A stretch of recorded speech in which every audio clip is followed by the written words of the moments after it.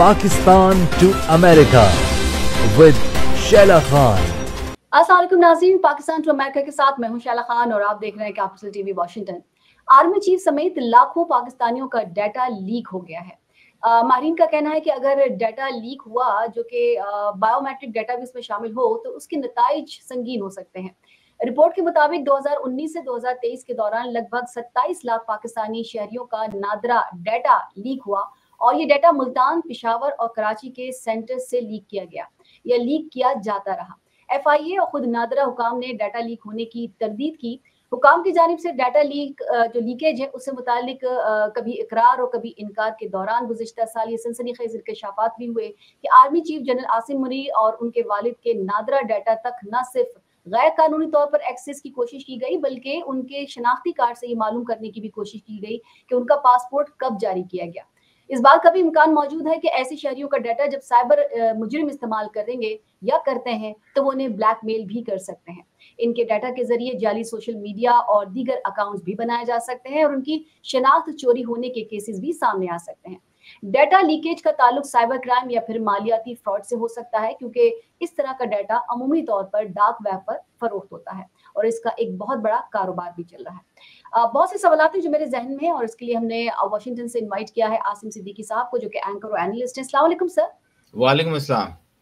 Sir, हम पाकिस्तानी चारों तरफ से गैर महफूज हैं। बॉर्डर हमारा महफूज नहीं है, इज्जत हमारी महफूज नहीं है, जिंदगियां हमारी महफूज नहीं है और अब डाटा भी महफूज नहीं है। चलो, सबसे पहले तो आपका बहुत बहुत शुक्रिया और आपने इतनी पुरानी खबर जो है अब पढ़ के सुनाई है। ये खबर बहुत पुरानी है और इस पे हमने यहाँ अमेरिका के अंदर भी बड़े सवालात उठाए थे और एक साहब हैं वो मुल्क से बाहर हैं, उन्होंने ये क्लेम किया था कि मेरे पास वो सारा डेटा है, आप अपना नाम और डेट ऑफ बर्थ बताएं, मैं आपको बाकी चीज़ें बता दूंगा। तो उस पे एक वक्त यहाँ तारिक मलिक साहब आए थे जो कि नादरा के डायरेक्टर या नहीं चेयरमैन थे, जो वो उनसे भी ये सारी बातें हमारी हुई थी। पहले मैंने यहाँ अमेरिका के अंदर ये उठाया था कि जनाब के 6000 लोग जो कि ओवरसीज पाकिस्तानी हैं जो कि अमेरिका के अंदर PTI के कारकुन हैं, उन्होंने अपना नायकॉब जो है वो अरे गैरे नत्थू खैरों को दे दिया है, जो कि मैं प्रोफेशन के हवाले से नहीं कहूँगा कि वो टैक्सी ड्राइवर भी हो सकते हैं, रियल एस्टेट भी चला रहे होते हैं, अपना बिजनेस भी कर रहे होते हैं, उनके पास ये डेटा पहुंच गया है। आप तो बात कर रही हैं ना कि पाकिस्तान के अंदर, पाकिस्तान के बाहर, अच्छा पाकिस्तान के बाहर का अगर पाकिस्तानियों का डेटा चोरी होता है तो वो पाकिस्तान के अंदर जो भी उनकी ज़मीनें, घर, जायदाद, बैंक बैलेंस, इन सब से नाइकॉप नंबर से मालूम किया जा सकता है कि कितने पैसे हैं, कितनी ज़मीनें हैं। वो ज़्यादा ख़तरनाक हो सकता है। पाकिस्तान के अंदर जो है वो भी ऑफ कोर्स जो आपके इदारों में जो लोग काम करते हैं उनका अगर डेटा लीक हो जाता है तो वो भी पाकिस्तान के लिए ख़तरा हो जाता है। तो ये बातें बहुत पहले सोचने की थी, लेकिन हमारे एम्बेसी के अंदर भी किसी किस्म की हमने ऐसी वार्निंग जारी होते नहीं देखी कि जनाब आप लोग अपना नायकॉप ना दें। जबकि तारिक मलिक साहब जब आए थे तो उन्होंने एम्बेसी के अंदर बताया था कि इसकी हिफाजत आप ऐसे करें जैसे कि आप अपने सोशल सिक्योरिटी की करते हैं। लेकिन वही अंधा कानून, अंधे लोग PTI के जो कि बगैर सोचे समझे अपना तो नायकॉब दे रहे हैं, अपने बच्चों का भी नायकॉब दे रहे हैं ताकि वो रजिस्ट्रेशन। ये तो बाहर की बात हो गई ना। मैं अगर पाकिस्तान की बात करूं तो यहाँ वैसे कौन सी है, यहाँ क्यों नहीं सिक्योर होता? मैं वही बात बता रहा हूँ आपको। तो यहाँ ऐसा क्यों है पाकिस्तान में? देखें, पाकिस्तान के अंदर इतनी लेयर्स में आपका डेटा है, लेकिन हर लेयर के अंदर कहीं सियासी पार्टीज और कहीं हमारे लॉ इन्फोर्समेंट वाले। देखें, दुनिया में हर जगह जो हाई एजेंसीज होती हैं उनको सारा डेटा उनके पास होता है। वो किसी वक्त भी किसी को भी एक्सेस कर सकते हैं कि शाला खान कहाँ रहती हैं, उनका घर किधर है और ये किधर है, क्योंकि सिक्योरिटी पॉइंट ऑफ व्यू से वो उनको डेटा चाहिए होता है। और यकीनन पाकिस्तान के अंदर भी ऐसा ही है।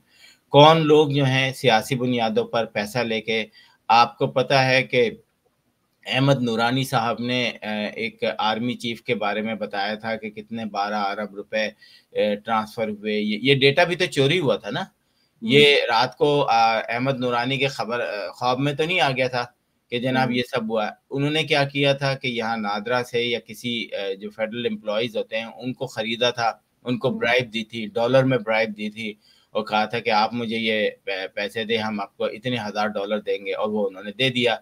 देने के बाद उन्होंने तो एक्सक्लूसिव न्यूज चला दी, लेकिन नुकसान किसको हुआ? पाकिस्तान को। इसका हल भी तो होगा ना, बड़ा मुल्क है, मुल्क में लोग हैं, मुल्क में इदारे हैं जिन पे पैसा खर्च होता है, जब वो इतना कुछ मालूमात रखते हैं तो इनकी सिक्योरिटी भी तो जिम्मेदारी हुई ना। सजा का निजाम पाकिस्तान में बहुत वीक है। आप जब तक सजाएं नहीं दें, आप तो रेप करने वाली जो बेचारी रेप हुई भी औरतें हैं उनको इंसाफ नहीं दे सकते। आप अभी यहाँ पर कहाँ देंगे किसी को?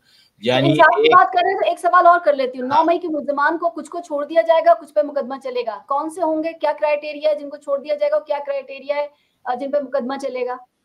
देखें, ये भी एक मैंने आपको अगले लास्ट प्रोग्राम में बड़े सख्त अल्फाज कहे थे, जिस पे लोगों ने बड़ा मुझे वो किया कि यार आप ये कैसे कह सकते हैं कि अगर 9 मई के उसको सजा नहीं दी गई तो इसका मतलब है कि ये लोग शामिल हैं। बिल्कुल मैंने ये बात कही थी, और ये बात इंतजामिया को भी पता है कि अगर सजाएं नहीं दी गई तो आपका पूरा जुडिशरी सिस्टम और आपका जो फौज का एक पूरा सिस्टम है वो जो है उस पर क्वेश्चन मार्क उठेगा। बहुत सारी क्वेश्चन मार्क है, आप देखें क्या खतूत निकल रहे हैं, बिल्कुल बिल्कुल, इसीलिए मेरा ख्याल है कि ये फैसले किए गए हैं कि यस, मेरा ख्याल है कि तकरीबन 1 साल के करीब तो होने वाला है इनकी सजाओं को। तो जो छोटे मोटे लोग हैं जिन्होंने रोडों पर आग जलाई, टायर जलाया, ये किया वो किया, उनको तो सबको मेरा ख्याल है अब माफ कर दिया जाएगा, क्योंकि ऑलरेडी वो अपनी सजा भुगत चुके होंगे। लेकिन आर्मी तंसीबात के अंदर जो लोग गए हैं उन्हें मिलिट्री कोर्ट से सजाएं मिलेंगी, और मेरा ख्याल है कि वो सजाएं बड़ी स्ट्रांग होंगी। मेरी फीलिंग ऐसी है यहाँ से बैठ के जिस तरीके से, और अगर ये नहीं होती तो फिर मेरा वही वो है कि फिर आपके ऊपर क्वेश्चन मार्क होता है। और यही वजह है कि आर्मी कोर्ट तो मरियम इकराम घूम रही है आराम से ना, उनको तो अरेस्ट तक नहीं किया गया, उनके घर पे छापे नहीं पड़े गए। चले आपने उस पिछली दफा का और वो हो भी गया कि जी नेशनल असेंबली की मेंबर नहीं रहेंगी, पर मरियम इकराम तो वो झंडा लेके खड़ी थी। ऐसे कपड़े तो किसी पीटीआई वाले जो खुद थे उन्होंने नहीं पहने थे, और ऐसी जगह उन्होंने कोई जलाओ घेराव नहीं किया था, वो आराम से है। तो क्या देखिए अगर रियासत जिसको बचाना चाहे उसे मैं और आप जो है वो जेल में नहीं डाल सकते। हाँ, अगर पाकिस्तान पीटीआई ने वो बंदी कहाँ खड़ी है आपको पता है? सुने तो अगर पीटीआई चाहे तो वो ये सवाल उठा सकती है कि जी इस औरत को क्यों नहीं आप सजा दे रहे। लेकिन अगर तो काम है हम बता दें उनको कि जी ये काम हम तो पता नहीं क्या क्या काम कर रहे हैं, तो हम ये भी बता सकते हैं। हैं। हाँ, लेकिन देखें, पाकिस्तान के अंदर एक सिस्टम है, वो वॉशिंग मशीन में डाल के धोने वाला, उसमें गरीब पिसता है और अमीर को फायदा हो जाता है, और ये पाकिस्तान के अंदर भी होगा। और मेरा ख्याल है कि अभी जो कुछ नई वीडियोस हैं, कैसे होगा? जावेद लतीफ साहब है, बड़ा दावा उन्होंने किया है कि हमने हुकूमत बनाई नहीं है, हमसे बनवाई गई है। बड़ी तो आपको पता चला, ये अभी पता चला आपको? नहीं, मैं आपको आगे बात बता रही हूँ। और जिन लोगों ने हमारी हुकूमत बनवाई उनके आगे हमारे दलाइल कमजोर पड़ गए थे, तो इस हुकूमत में गैर सियासी लोग लाए गए हैं। तो और कहते हैं साथ में कि मई का जो वाकया जो है, 9 मई का वाकया, वो मोहसिन नकवी ने कराया। तो अब आप क्या कह सकते हैं कि वही किसने कराया? वो तो सामने ये ना कि बयानात तो कोई भी किसी तरीके से भी दे रहा है, हर किसी का अपने अपने बयानात है। अगर उन बयानात को टीवी पे लाके बिठाते हैं, वो कह रहा है आपके लिए कि हमारे अंदर से भी आवाजें उठ रही हैं कि 9 मई जो है वो उन्होंने कराया। अब 9 मई की तो वीडियोस मौजूद हैं जिन्होंने भी कराया। अगर मेरा और आपकी शक्लें हैं उधर कि जनाब ये हम आग लगा रहे हैं, तो हम तो गए काम से। तो बस वो लोग जो है वो लोग भूल जाएं कि जो लोग वाकई आग लगा रहे हैं। अगर तो बताइए कि ये वीडियोस जो है वो सिर्फ जो हमारे हसास इदारे वही देंगे, या जो कि विक्टिम है या इमरान खान या पीटीआई है उनसे भी ली जाएंगी? क्योंकि वो तो बहुत अदालत में जो देना चाहे, हमसे भी ले लीजिए, हमारे पास भी कुछ वीडियोस हैं। जो देना चाहे अदालत में दे सकता है। ठीक है। और वो काजी फाइज ईसा साहब जो है वो तो खैर यहाँ होंगे नहीं, लेकिन अगर वो हैं तो वो तो कहते हैं मैं तो वीडियोस मानता ही नहीं। क्या नहीं करता? मैं वीडियोस को नहीं मानता। वीडियोस की जो क्या कहना चाहिए कि अगर आप वीडियोस मेरे साथ में लेकर आएंगे तो मैं उस सबूत को नहीं मानता। नहीं, वो किसी खास उस पे कह सकते हैं, ऐसा आप सुप्रीम कोर्ट का जज सिर्फ इस बात पे बिल्कुल नहीं कह सकता कि मैं एक वीडियो को किसी उसकी कोई दूसरी बात होगी जिस पे उन्होंने कहा होगा कि मैं वीडियो को नहीं मानता, लेकिन अच्छा। बहरहाल ये बहुत इम्पोर्टेंट, वो खैर आप काजी फायज को तो इसमें लाए ना, क्योंकि अगर ये मिलिट्री कोर्ट्स में अदालतें लगती हैं हाँ, तो फिर तो ठीक है। बस पढ़ लें आपने जो पढ़ना है। ठीक है। पाक ईरान गैस पाइपलाइन मंसूबा, ये सवाल मेरा पिछले दफा मेरा रह गया, तो मैंने सोचा मौका अच्छा तो आपसे जरा मैं कर ही लूं। पाक ईरान गैस पाइपलाइन का जो मंसूबा था, अगर शुरू किया गया तो नताइज अच्छे नहीं निकलेंगे, अमेरिका ने वार्न किया है, क्यों? देखें, ये सबसे बड़ी इम्पोर्टेंट बात है हमारी, कि हमारे एक मुल्क है और एटमी पावर है, हमें जो दिल चाहे आता है धमकी दे देता है।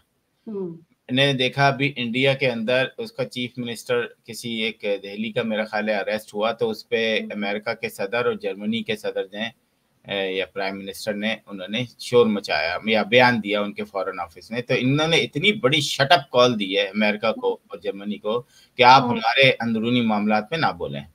फिर उसके बाद यूक्रेन का जो फॉरेन ऑफिस है वो इस वक्त इंडिया में बैठा हुआ है और वहां पे बयान दे रहा है कि हम इंडिया के साथ अच्छे ताल्लुकात रखते हैं। इंडिया जो है वो रशिया से ऑयल खरीद रहा है और जिस तिजारती मामलात हैं उससे वो कर रहा है, उस पर तो आप पाबंदी नहीं लगा रहे, लेकिन एक गरीब मुल्क जो कि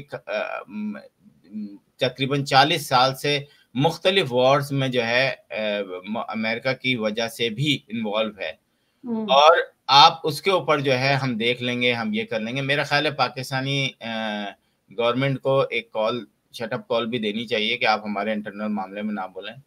और तो शहबाज शरीफ की हुकूमत में इतना दमखम है? शहबाज शरीफ, देखें शहबाज शरीफ की गवर्नमेंट, आपका क्या ख्याल है कि शहबाज शरीफ अगर शेरवानी पहन के सामने आते हैं तो शहबाज शरीफ गवर्नमेंट चला रहे हैं? अगर बाइडन साहब जो हैं यहाँ अमेरिका में, बाइडन हुकूमत चला रही है, दुनिया में हमेशा एस्टेब्लिशमेंट ही अपनी कंट्री चला रही होती है, कोई एक फर्द वाहिद नहीं चला रहा होता कि वो हुक्म चलाए और हो जाए। आपको अपने मुल्क के फैसले लेने पड़ेंगे, अगर आपको बात करनी पड़ेगी। एस्टेब्लिशमेंट नवाज शरीफ के दौर में भी थी, लेकिन नवाज शरीफ तो बड़ा बोल्डली डिसीजन लेते थे। नहीं, बोल्ड तो वो भी नहीं लेते थे, उनकी कुछ अनापरस्ती हो जाती थी तो वो बोल्ड ले लेते थे, वरना कोई ऐसा बोल्ड डिसीजन मुझे तो नहीं नजर आता जिसपे उन्होंने कहा होगा। कोई अपनी अना फंस जाती थी उनकी तो वो बोल्ड डिसीजन लेते थे। लेकिन मैं ईरान और पाकिस्तान के उस पर सिंपल एक बात कहूंगा कि पाकिस्तान का फॉरेन मिनिस्टर आए अमेरिका, बोले या तो आप हमें ऑयल फ्री दो, या उसी प्राइस में दो, या फिर आप खामोश रहो, क्योंकि हमें मतलब आप मारे भी और फिर रोने भी ना दे, ये तो तरीका होना चाहिए। ये गलत है। लेकिन हमारी पता है बदकिस्मती क्या है कि शाह से ज्यादा शाह के वफादार। अमेरिका जो चाहता भी नहीं है वो भी हम करके दे देते हैं, प्लेट में रख के दे देते हैं, ले लो भाई हम ये भी करके दे देंगे। सबसे बड़ी पाकिस्तान की एक गंदी हरकतें, जो टॉप लेवल पे लोग बैठे होते हैं, अमेरिका वो नहीं चाह रहा होता, उनको बगैर रेजिस्टेंस के सब चीजें प्लेट में मिल जाती हैं। तो मैं समझता हूँ कि पाकिस्तान के अंदर वो जो गंदे किस्म के इस किस्म के लोग हैं जो कि इन डिसीजंस को फौरन ओके यस सर ओके, नहीं हेलो, आपको पाकिस्तान चलाना है ना, आप उनके साथ बैठे। हम ये नहीं कहते कि जी बस धड़ल्ले से सब कुछ आप ताल्लुकात तोड़ दो, आप बोले भाई हमें तो ऑयल चाहिए, इस कीमत में चाहिए, हमें अपना मुल्क चलाना है, ईरान इंडिया ये कर रहा है, आप इस पर तो सैंक्शन नहीं लगा रहे, हम गरीब पे जिन्होंने, हम आपके अलाई भी हैं, हमने आपको वो कुछ दिया है जो दुनिया के किसी मुल्क ने नहीं दिया, लेकिन आप अब भी हमसे दुश्मनी कर रहे हैं, तो आप हमें ये बिछाने दें। हाँ, बाकी दूसरे कामों पे आप ईरान से हमारे उस पे ताल्लुकात पे, आप वो सारों पे आप अपनी नजरें रख सकते हैं, हम सिर्फ ऑयल ले रहे हैं, इसके अलावा कुछ नहीं कर रहे हैं। ये यकीन दहानी करानी होगी उनको, अमेरिका को। जी, लेकिन आपने मुझे एक बात भाई कही थी बहुत पहले कि जब आप किसी से पैसा लेते हैं, किसी से भीख मांगते हैं, किसी के मतलब आप उनसे फेवर मांगते हैं, मतलब बहुत कुछ जब आप उनसे मांगते हैं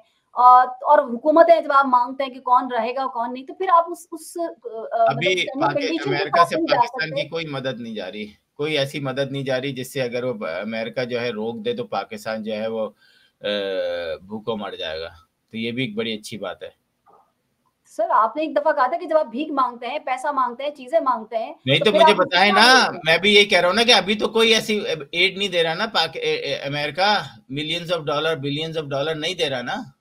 तो फिर पाकिस्तान सबसे बड़ा जो हमारी IMF है, उससे अगर IMF अगर आ गया है और उसने सारे काम हमारे बड़े अच्छी तरह कर दिए, तो आपको क्या लगता है कि ऐसा ही होगा? ये हमारे IMF अपनी टर्म्स एंड कंडीशन पे आता है। IMF अभी तक मेरा नहीं ख्याल कि पाकिस्तान की, ईरान की, उससे जो है IMF को कोई होगी तकलीफ ना हो सकती है, क्योंकि वो उसका डोमेन नहीं है।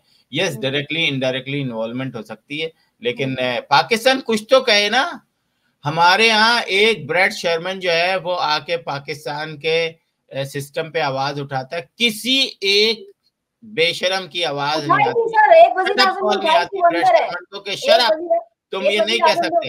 आवाज वो अंदर है। क्या कह रही हैं? मैंने कहा एक वजीर आजम ने आवाज उठाई थी, वो अंदर है। अरे उसको तो अंदर ही होना है ना भाई। मसला इमरान खान के साथ ये है, सुने अब आपने छेड़ ही दिया है।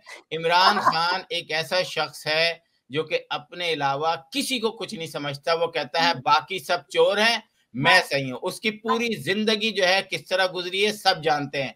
अगर आज भी आप यही समझेंगे कि हम हैं बाकी सब चोर हैं, तो आपको दफा हो जाना चाहिए इस मुल्क से, क्योंकि आपको दूसरी सियासी जमातों के साथ मिलके सिस्टम के अंदर बैठ के पाकिस्तान के लिए काम करना पड़ेगा। आप ये नहीं कह सकते कि मैं सही हूँ बाकी सब चोर हूँ। जेल में डाला है, बिल्कुल सही डाला है, क्योंकि वो सिस्टम के साथ नहीं चल रहा था। अच्छा ठीक है, आप सिस्टम के साथ चलने वालों को देख लीजिए। अलीम खान की सोसाइटी पार्क व्यू की 11,000 कनाल देने का नोटिफिकेशन जारी कर दिया। ये वही जमीन थी जो कि नाजायज थी और जिसके लिए इमरान खान ने कहा था कि ये जमीन मुझसे लेना चाह रहे थे, लेकिन नाजायज तरीके से मैं नहीं देना चाह रहा था। और यही मसले चले थे मेरे साथ, क्योंकि वो किसी एक जगह वो बहुत बड़ी जमीन के दावेदार थे जो कि उनका नहीं था। तो अब आप मुझे बता दीजिए कि इस हुकूमत में तो उन्होंने ले लिया, अलीम खान ने सोसाइटी पार्क व्यू को 11,000 कनाल ले लिया, उसका नोटिफिकेशन भी जारी हो गया। तो मैं इसमें क्या कर सकता हूँ? अगर उन्होंने सिस्टम के जरिए, जिसको एतराज है जाके लॉ अदालत में जाए और मैं ये बात नहीं कर रही आसिम साहब, मैं ये बात कर रही हूँ, मुझे एतराज है। नहीं, मुझे एतराज ये नहीं है। मुझे एतराज ये कि आप कह रहे चोर डाकू सारे वो जो हैं, तो वो चोर डाकू जो है वो बैठे तो हैं, अब वो अपना अपना हिस्सा आप तो उन्हीं चोर डाकू के साथ ही हुकूमत चलानी है ना। आप कैसे पूरी की पूरी पीपल्स पार्टी को अलग कर देंगे, मुस्लिम लीग को अलग कर देंगे, JUI को अलग कर देंगे और कहेंगे मैं हूँ सिर्फ, मैं इस मुल्क का रहमतुल्लाह अलैह हूँ? ऐसा हो नहीं सकता भाई। नहीं, मैं इस वक्त आपसे PTI के उन लोगों की बात कर रही हूँ जिनके लिए इमरान खान को बड़ा कोई क्रिटिसाइज किया गया कि आपके अंदर के लोग आपको छोड़ के जा रहे हैं। तो उसे फिर वजूहात बताना शुरू की कि मुझे बाद में बताएं कि जी मुझे किस तरीके से ब्लैकमेल किया गया और मुझे क्या क्या होना पड़ा। उसमें से एक कहानी ये भी थी जो कि ये सोसाइटी पार्क व्यू है जो कि 11,000 कनाल का है, जो कि इलीगल था, जो कि अब उनको नोटिफिकेशन जारी कर दिया गया है। चलिए जनाब, माइकल थॉमस की बात कर लेते हैं। चंद रोज पहले HSN का किस्सा बड़ा लंबा हुआ। मुझे तो नहीं लग रहा कि ठंडा मामला होगा, लेकिन शायद हो जाए। बाकी जिस तरह से आप कहते हैं कि मट्टी पाव वाला हिसाब होता है, कॉलेज की फीस माफी जो माफी की जो पॉलिसी थी उसमें तब्दीली के हवाले से गवर्नर हाउस से इख्तिलाफात के बायस अपने ओहदे से इस्तीफा भी दे दिया था। मैं लोगों को बता रही हूँ ताकि याद आ जाए उन्होंने इससे पहले जो सेंटर और वफाकी वजीर आहा चीमा की अहलिया की जानिब से जमा कराई गई फीस माफी की दरख्वास्त को कबूल करने से इनकार कर दिया था। मीडिया पे खबरें भी आई थी और इस खबरों के बाद ये हुआ कि पाकिस्तान की बदनामी भी हुई खासी। आसिम साहब, मैं पूछना चाहूंगी कि क्या इसको ग्रांट वगैरह कुछ मिलती है, सब्सिडी मिलती है? देखिए, सबसे पहले तो इस केस को जो बनाया गया 2022 में शायद ये एप्लीकेशन दी गई थी। और ये भी मैं आपको बताता चलूं कि किसी भी इतने बड़े इदारे में प्रिंसिपल को ये एजाज़ हासिल नहीं होता कि वो 10 लाख 20 लाख का ग्रांट फौरन वो एक्सेप्ट कर ले या किसी को दे दे। वो आपकी एक कमेटी होती है, वो बैठ के डिसाइड करती है कि किसकी फीस माफ़ करनी है, किसकी नहीं माफ़ करनी है।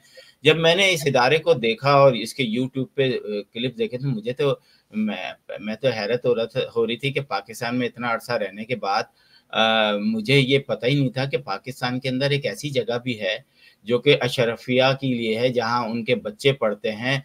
और मेरा नहीं ख्याल कि मैं आप लोगों से सवाल करता हूं कि मालूम करें कि इसको जो है सालाना कोई सब्सिडी मिलती है कि नहीं मिलती है। और अगर अशरफिया को पढ़ाने के लिए सब्सिडी मिलती है तो शाबाश है आप लोगों पर कि कोई मीडिया जो है इस पर बात नहीं कर रहा। क्या ज़बरदस्त जगह है भाई, ये इतनी ज़बरदस्त जगह, और सारे जो है अमीर माँ बाप के बच्चे वहाँ पढ़ते हैं। तो ये भी एक पूरा सिस्टम मेरे को समझ में नहीं आया। तो मैं नाजरीन से जो है ये सवाल उठाता हूँ, और तमाम जो पाकिस्तान में एंकर हैं, कि ये मालूम करें कि इसको सब्सिडी मिलती है, और अगर सब्सिडी मिलती है तो कितनी मिलती है और क्यों मिलती है। तो फिर उसके बाद जो है हम इसका कंटिन्यू इस किस्से को करेंगे। जी ठीक है, कराची की तरफ, सिंध की तरफ जरा आ जाते हैं। हालात बहुत खराब हैं, और ये हालात सिंध के, आसिम साहब मेरे ख्याल में, मैं तो सुन के ही बड़ी हुई हूँ कि जी सिंध के हालात खराब हैं, कराची के हालात खराब है, सुधरे नहीं है। और जिस तरीके से यहाँ वोट लिए जाते हैं वो ऐसा बताया जाता है कि जी पेरिस है, और कहते हुए शर्मिंदगी भी महसूस नहीं होती कि जी कराची को हमने पेरिस बना दिया। लोग बाहर से आके यहाँ इलाज कराते हैं।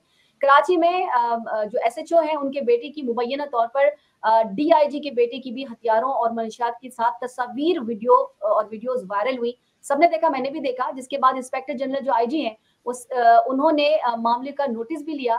और मैं कोट कर रही हूँ कि डॉन न्यूज के मुताबिक जो वीडियो है उसमें नौजवान को पिस्तौल और राइफल से गाड़ी से बाहर फायरिंग करते हुए देखा जा सकता है। फुटेज में जदीद असलहे के साथ मनशियात भी नुमाया है। फुटेज में जो DIG शर्की हैं, कैप्टन रिटायर्ड मोहम्मद असफर महसर, उनकी तस्वीर भी वाज़ेह आई हैं। तो फिर जो IG हैं गुलाम नबी मेमन ने DIG शर्की के खिलाफ इंक्वायरी का हुक्म दिया है। सो इंक्वायरी मुकम्मल होने पर महकमाना जो कार्रवाई है वो शुरू की जाएगी, और इस बात की भी तहकीकात की जाएगी कि आया इस वाक़े में इस्तेमाल होने वाला हथियार सरकारी तौर पर जारी किए गए थे या नहीं। और दूसरी जानिब गुलाम महसर जो है, उनका मौक़िफ़ ये है कि वीडियोस किसी ने एडिट करके वायरल की है। सर फोरेंसिक तो हो जाता है, और अब तक कितनी ऐसी जो इंक्वायरीज हैं या तहकीकात हैं जिन पर कोई एक्शन लिया गया? देखिए, सिंध के अंदर जो है ना, वो शराब की बोतल जज पकड़ लेना, वो भी सुबह जो है ना, वो आपको पता है वो शहद की बोतल निकलती है। तो पाकिस्तान के अंदर हम उस माशरे में रह रहे हैं जहाँ पर बेगैरती जो है ना, और बेशर्मी, बेहिसी, वो कदम कदम पर आपको मिलती है। और ये जो SHO और SP, DSP, SSP, IG, इनके बच्चे तो बहुत पहले से मशहूर हैं। मतलब आपको क्या, जो कराची में रहता है सबको पता है, ये जिस गली में रहते हैं, ये नासूर जो हैं, ये वहाँ पर उनको पता है। आम पब्लिक कुछ कह नहीं सकती, क्योंकि उनको पता है कि उनके साथ हशर क्या होगा। ये बगैरत लोग हैं, और इसको छुपाने के लिए इंक्वायरियां होती हैं, और कुछ भी नहीं निकलेगा। आप इन बच्चों की शक्लें देखें, ये सोचें कितना अपने महल्ले को टेरराइज करते होंगे, दहशतगर्दी करते होंगे वहां पर, लेकिन पुलिस से कौन पंगा लेगा। पुलिस भी बाज़ दफ़ा आपकी गैर मुकामी होती है। उनकी गैर मुकामी क्या होती है कि जी पूरे साल जिंदगी भर जो है किसी अलग गांव में या अलग शहर में या किसी दूसरे सूबे में रहते हैं, और उसके बाद जो है उनको कराची की चाबी दे दी जाती है। उनके बच्चे जो है, उनको अय्याशी करने का पूरा मौका दिया जाता है कि करो भाई। कोई अभी तो आपको अगर इनके औरतों के, लड़कियों के किस्से शुरू हो जाए ना, तो जो कि अब आपको पता है कि ये भी जरा सियाने हो गए, जरा फोन इधर रखते हैं। ये तो किसी के हाथ लग गया इसका, मेरा ख्याल है फेसबुक या कोई चीज या शौकी में इन्होंने लगा दी, जिसपे इनको फायरबैक मिला। वरना ये इनके साथ हमने अपने जमाने में देखा है कि DSP और SSP के बच्चे जो हैं, वो असले का, गाड़ी का, उनकी गाड़ियां चलाते। कैसे चला सकता है कोई गाड़ी, मुझे आप बताएं। कि आपके बाप की गाड़ी है, ये सिंध की गाड़ी है ना, सिंध पुलिस की गाड़ी है, तुम कैसे चला सकते हो? कोई भी सिंध पुलिस का या पंजाब पुलिस का या खैबर पख्तूनख्वा या किसी भी पुलिस की वैन गवर्नमेंट की गाड़ी होती है, इनके बच्चे चला कैसे सकते हैं? लेकिन शाहरुख जतोई आपको याद होगा, शाहरुख जतोई आपको याद होगा कि अगर ये अंदर भी चले जाएंगे तो वहां पर भी उनको बड़ी फैसिलिटीज मिल रही होंगी। मतलब यही है ना कि कहीं पुलिस के बच्चे, कहीं वडेरे के बच्चे। अब पावर यह जाती है कि शाहरुख जतोई हो, वहां पुलिस वाला भी शामिल था, लेकिन वडेरा ज्यादा बड़ा था, तो बेचारे पुलिस वाले को मुल्क छोड़ना पड़ गया। उसको अपनी बेटी की इज्जत बचाने के लिए अपने मुल्क से जाना पड़ा। तो हमने कहा ना कि हम एक बेहिस, और सिंध पुलिस पे तो इतने क्वेश्चन मार्क हैं कि आप सोच नहीं सकते। ये बाकायदा इन्होंने पाकिस्तान पीपल्स पार्टी जो है उसमें पूरी की पूरी शामिल है, और मैं लोग थोड़ा सा आवाज उठाने में वो करते हैं। लेकिन आप मुझे बता दीजिए कि आखिरी 3 महीने में कितने लोगों को सिंध की अदालतों से इंसाफ मिला है? सिर्फ 3 महीने का निकाल के दिखा दें। यस, मुंह पे कपड़ा डाल देते हैं, वो खबरें छाप देते हैं, इनामात चल रहे हैं, इसको ये दे दिया, उसको सर्टिफिकेट दे दिया, बेहिंगम सी पुलिस है, ठीक है। और एंड क्या होगा? जीरो है।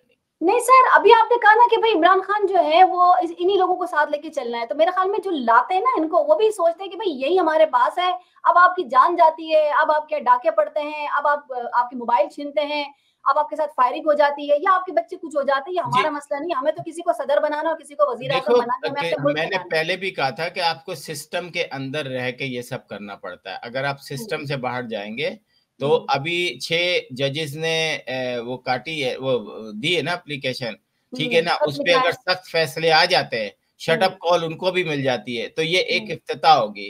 और अगर जजेस से भी ये पूछ लिया जाएगा कि फर्ज करें कि आपके पास एक बंदे का आया कि जी इसको सजाए मौत दे दो, और आपने दे दी, तो उस वक्त आपका ज़मीर क्यों नहीं जागा?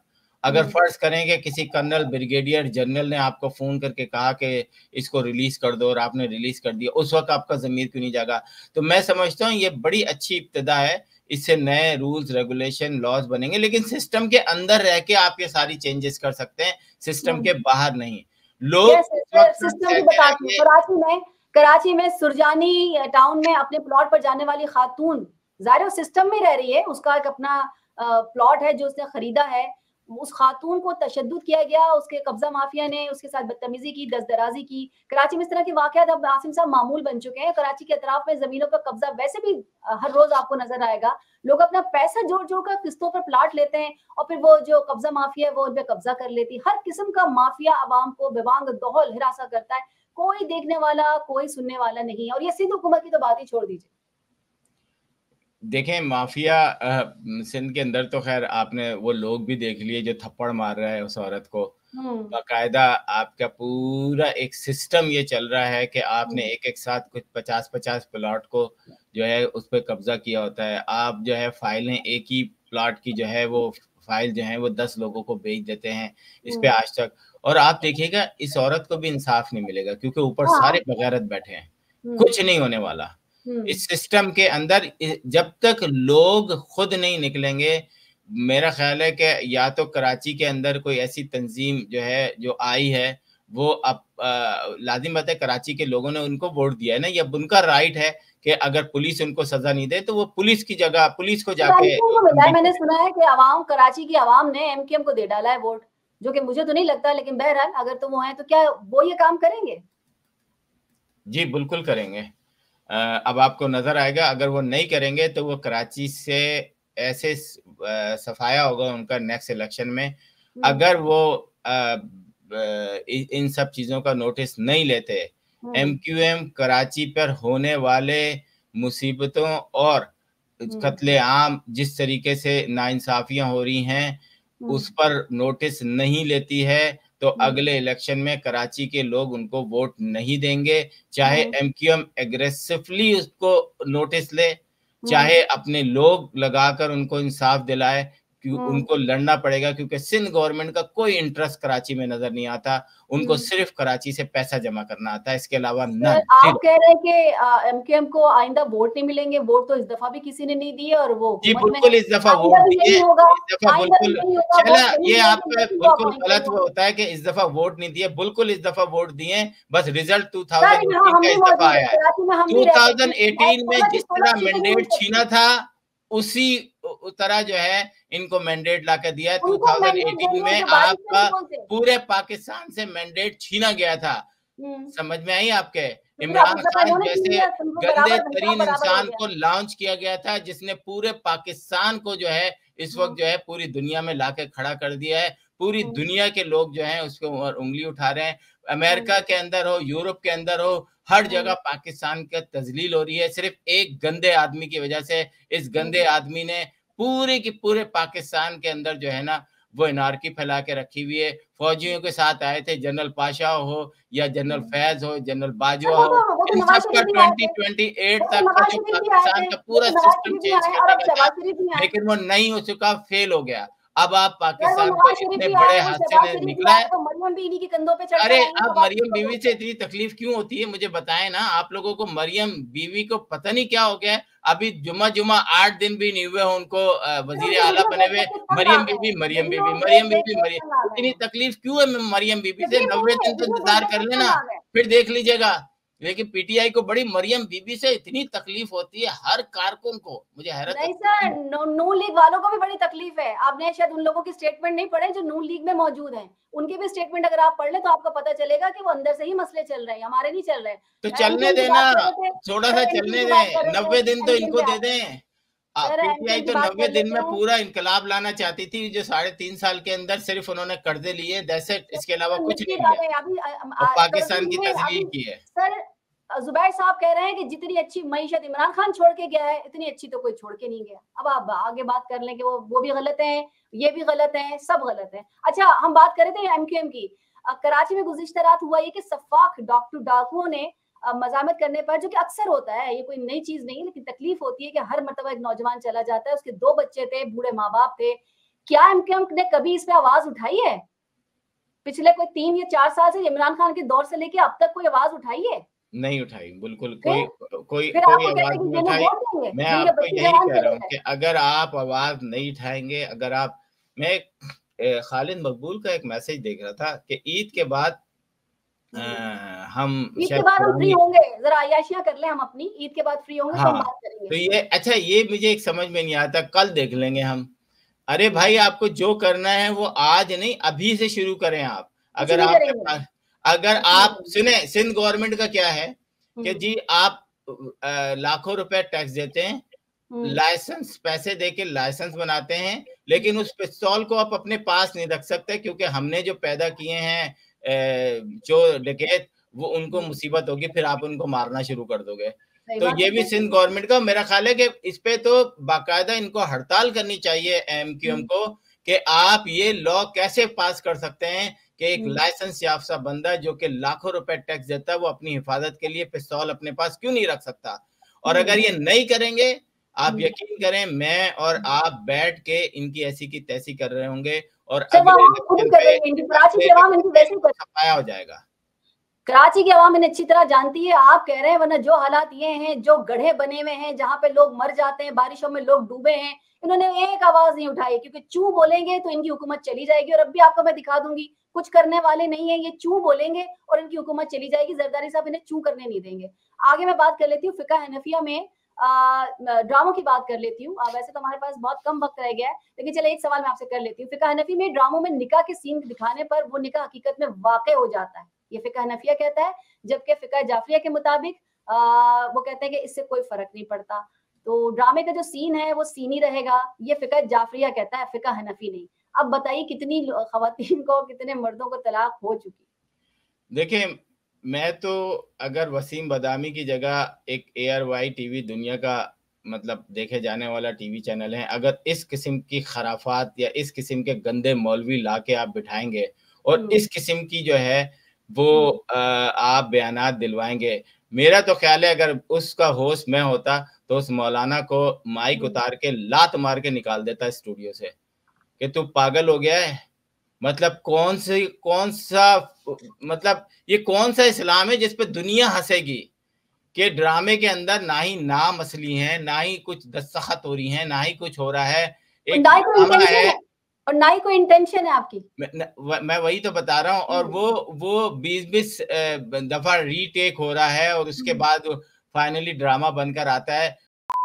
सारे मौलानाओं पर जिन्होंने इस्लाम का मजाक बनाया हुआ है, कोई बता रहा है कि जनाब पेशाब करने का सही तरीका क्या है, कोई बता रहा है कि जनाब किस तरीके से बैठा जाए तो आपका जिस्म का कौन। यार तुम लोगों को शर्म नहीं आती? तुम लोग ने इस्लाम का मजाक उड़ा दिया। और मैं वसीम बदामी को कहता हूँ तुम्हारे ऊपर कि तुमने इस पूरे दुनिया में इस्लाम का मजाक बनाया है, इस मुल्ला को बिठाकर जो कहता है कि जनाब हनफी में ये है, बाकी पागल हो चुके हैं। बाकी कोई मुल्ला जो है उस पर बात नहीं कर रहा कि जनाब ये गलत है। आप एक शोशा लेकर आते हैं और ये गंदे तरीन मौलाना होते हैं जो कि आपको सिर्फ पेशाब करने का तरीका ही बता सकते हैं, इसके अलावा कुछ नहीं बता सकते।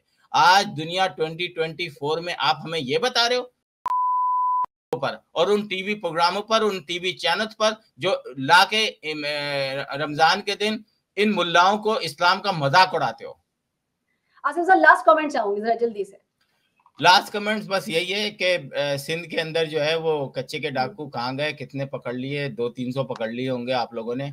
लेकिन सिंध गवर्नमेंट एक मैं समझता हूँ कि इस इलेक्शन के बाद मैं अपने तौर से अनाउंस कर दूंगा कि ये एक जेल बनी हुई है जिसमें आप वोट डालते हैं और पीपल्स पार्टी को जो है वो सिलेक्ट कर लेते हैं। इसके अलावा और कुछ नहीं है, क्योंकि जो किससे ज़रूरत, मतलब मैं सिंपल ये कहता हूँ कि मुझे नज़र आना चाहिए कि सिंध हुकूमत या सिंध की अदालतों ने 1 महीने के अंदर 200 लोगों को ये सज़ाएँ दी, 3 लोगों को फांसी की सज़ा दी, 2 लोग जो हैं वो बाइज़्ज़त बरी हो गए और 15 पुलिस वाले जो है वो मुंशियात पकड़ते हुए वो हो गए। जैसे कि आज पंजाब पुलिस ने तकरीबन अच्छे खासे पुलिस वालों को पकड़ा है जो मुंशियात बेच रहे थे। हम सुनते ही नहीं, सिंध पुलिस में तो सारा भाई दूध की नहरें बह रही हैं। तो मेरा ख्याल है कि अब स्पेशली जो बड़े शहर हैं जहाँ पर दूसरी जमातों की वो है, वो आए और काउंटर करें उन तमाम लोगों को जो कि ये सारे काम करवा रहे हैं। अगर पुलिस वाले गलत हैं, गंदे हैं, जो कि हैं, उनको बताएं दुनिया को कि ये गंदे लोग हैं। आप अपनी फोर्स खड़ी करें, अपने महल्ले के हवाले से जो है फोर्स खड़ी करें, कैमरे लगाएं, लोगों को पकड़ें, क्योंकि मेरा नहीं ख्याल कि अब सिंध पुलिस को कुछ करने को तैयार है, क्योंकि ना वो लाइसेंस देने को तैयार है, ना आप असला लेके चल सकते हैं अपने साथ। आपको बचाने के तमाम तदबीर जो है उन्होंने अपनी जेब में रख ली है और डाकुओं को कह दिया जाओ जाके लूटो।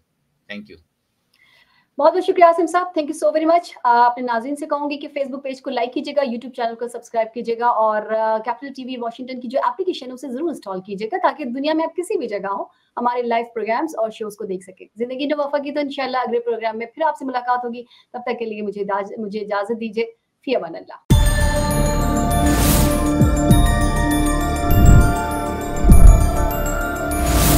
You are watching Capital TV Washington, the best South Asian TV channel in North America.